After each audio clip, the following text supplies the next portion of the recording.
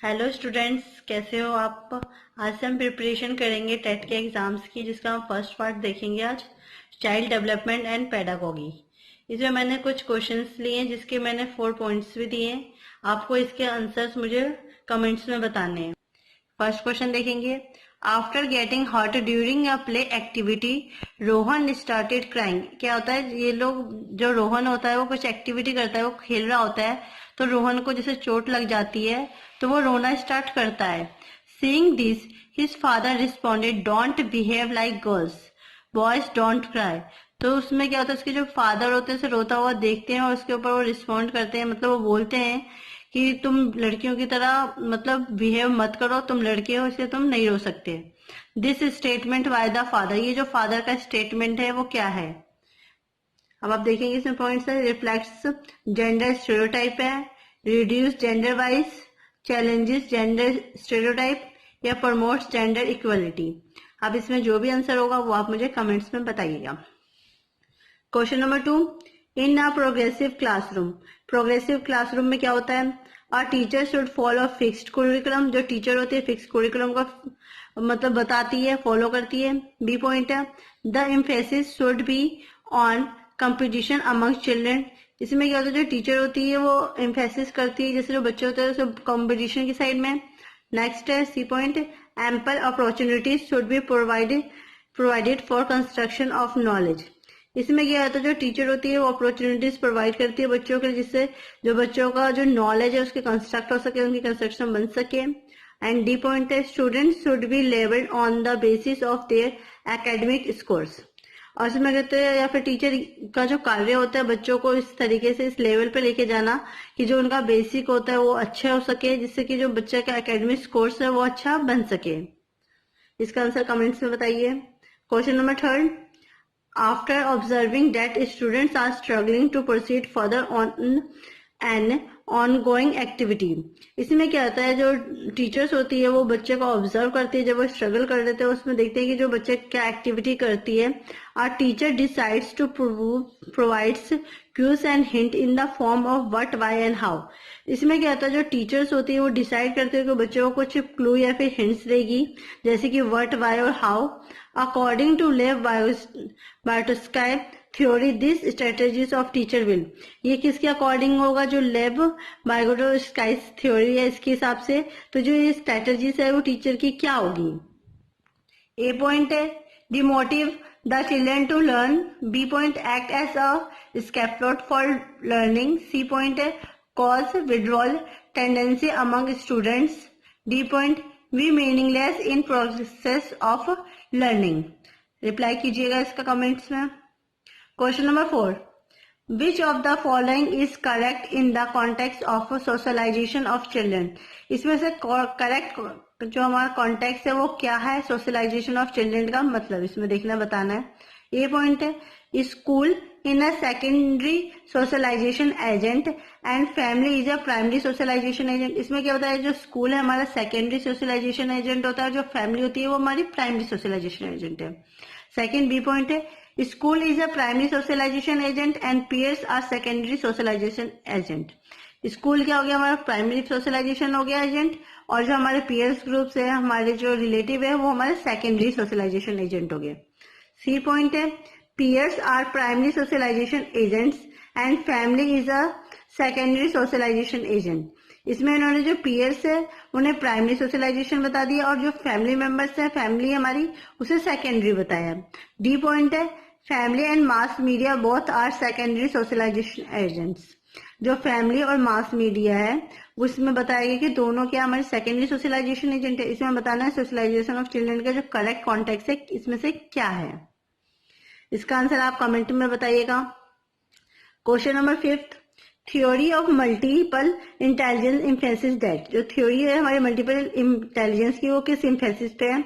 ए point है, intelligent quotient can be measured only by objective test. B है, intelligence in one domain ensure intelligence in all other domains.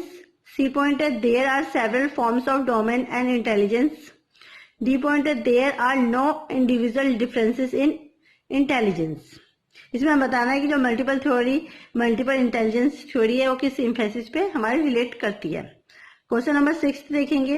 According to learners Kohlberg's theory, performed an act and doing something because other approves it represents dash stage of morality. इसमें कहते हैं learners Kohlberg की theory के हिसाब से देखेंगे कि किसी की परफॉर्मेंस के क्या एक्ट है, क्या वो करता है, वो उसको क्या प्रूव करता है, क्या दिखाता है, उस स्टेज की जो स्टेज ऑफ मॉरलिटी है वो क्या होती है, प्री कन्वेंशनल या कन्वेंशनल स्टेज या पोस्ट कन्वेंशनल या फॉरवर्ड कन्वेंशनल स्टेज। ये इसमें बताना है कि इसमें कौन सा स्टेज आएगा।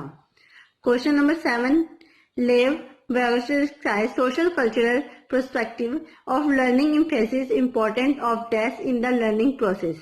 जो हमारे लैब बैगर्स है उन्होंने जो सोशल कल्चर के ऊपर बताया कि लर्निंग एम्फेसिस है वो हमारे लिए क्यों इम्पोर्टेंट है, इसका क्या लर्निंग प्रोसेस होता है, तो इसको हम क्या कहते हैं, मतलब क्या है, किस लिए ये इम्पोर्टेंट है हमारी learning process.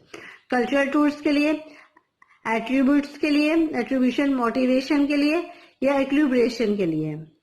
Question number 8, In the theory of cognitive development, Jean Piaget explained cognitive structure in the term of।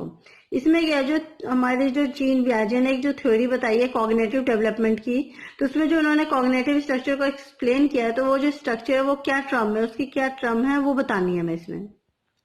First है साइकोलॉजिकल टूल्स, बी पॉइंट है स्टिमुलस रिस्पॉन्स एसोसिएशन, सी है zone of proximal development, D sigmas. Question number 9 देखेंगे। Pre operational stage in Jean पियाजे theory of cognitive development characteristic. इसमें क्या होता है, जो प्री ऑपरेशनल स्टेज में जो जीन पियाजे ने थ्योरी दी है, तो जो इसमें उसकी जो कैरेक्टरिस्टिक्स है कॉग्निटिव डेवलपमेंट का, वो क्या है। ए पॉइंट है development of abstraction thinking, B centralization in thought, C point है hypothetico deductive thinking, D point है ability to conserve and seriate objects. Question number 10 देखेंगे। Which of the following statement is correct in the context of development. इसमें से कौन सा जो context of development की जो स्टेटमेंट है वो करेक्ट सही है। फर्स्ट है development has the same rate of growth across cultures for everyone. B point है development occurs only through learning that takes place in school. C point है development occurs only during the period of childhood. D point है development is multi dimensional. इसमें हमें बताना है कि context of development क्या है, मतलब जो भी हमारा जो डेवलपमेंट होता है वो किस तरीके से होता है, किस रूल को फॉलो करता है, या फिर मतलब किस बेस पे होता है, ये हमें इसमें बताना है कि कौन सी स्टेटमेंट करेक्ट है। क्वेश्चन नंबर 11 देखेंगे। Sequence of development among children from birth to adult is. इसमें हमें बताना है कि जो बच्चे का डेवलपमेंट होता है तो उसका क्या सीक्वेंस है, कि कैसे बच्चा छोटे बर्थ से लेकर एडोलेसेंस में किस किस स्टेज में वो जाता है। ए हमारा सेंसरी कॉन्ट्रैक्ट एब्स्ट्रैक्ट में जाके, बी एब्स्ट्रैक्ट से सेंसरी फिर कॉन्क्रीट में जाके, सी है कॉन्क्रीट एब्स्ट्रैक्ट सेंसरी में जाके, डी है एब्स्ट्रैक्ट कॉन्क्रीट एंड सेंसरी में जाके। ये इसका आंसर बताना है आपको। 12th क्वेश्चन है। Individual difference in a progressive classroom should be treated as. इसमें बताना जो इंडिविजुअल डिफरेंस है कि प्रोग्रेसिव क्लासरूम में, तो उसे किस तरीके से वो ट्रीट करते हैं वो देखेंगे। फर्स्ट है a hindrance to the process of learning, B a failure on the part of teacher, C criteria for making ability based groups, D point है important for planning of teaching learning process. Question number 13। In an inclusive classroom emphasis should be on. Inclusive classroom में जो हमारे emphasis होता है किस तरीके से होता है, क्या होता है, उसमें क्या करते हैं, मतलब हम परफॉर्मेंस ओरिएंटेड गोल्स। सेकेंड है बी पॉइंट है हमारा अनडिफरेंटेड इंस्ट्रक्शंस, सी पॉइंट है segregation of student based on their social identity, D point है providing opportunities aiming at maximizing potential of individual children. Question number 14 देखेंगे। According to rights of person with disabilities act 2016, which of the following term is appropriate to use. इसमें यह था right of person, हमारा जो right होता है उसमें जो पर्सन ऑफ डिसेबिलिटी, जिन पर्सन को डिसेबिलिटीज है उसके लिए जो राइट्स बनाए गए, हक बनाए गए हैं 2016 में, तो उसमें जो अप्रोप्रिएट किया गया, किस टर्म को इन्होंने अप्रोप्रिएट किया, यूज किया गया बच्चों के लिए। ए पॉइंट है रिटार्डेड स्टूडेंट, बी है handicapped children student, C point है student with physical disability, D point है student with crippled body. Question number 15. In order to address the needs of students who are facing learning difficulties, a teacher should not. आज देखेंगे कि इसमें जो बच्चे होते हैं ना किस चीज की जरूरत होती है और उन्हें किस लर्निंग के वक्त क्या क्या डिफिकल्टीज आती है, और परंतु जो टीचर्स होती है वो मतलब प्रोवाइड नहीं करवाती वो चीज को, मतलब टीचर शुड नॉट, मतलब क्या नहीं करती वो जो टीचर होती है. Use multiple audio visual aids, use constructive pedagogical approaches, do individual educational planning, practice rigid structures for pedagogy and assessment. ये थे हमारे आज के 15th क्वेश्चंस, जिसके आंसर्स आपको मुझे कमेंट्स में बताने हैं. इससे आपका ये फायदा होगा, एक तो आपको पता चलेगा कि हाँ आपने कौन कौन से आंसर्स के जवाब जो है वो राइट दिए हैं, सही दिए हैं. प्लस में जिन बच्चों के इसके आंसर्स नहीं पता होंगे वो कमेंट्स पढ़ के इसके आंसर का भी पता लगा सकते हैं. आई होप आपको आज की वीडियो पसंद आई होगी. प्लीज मेरी वीडियो को लाइक, कमेंट एंड सब्सक्राइब कीजिए. Thanks for watching.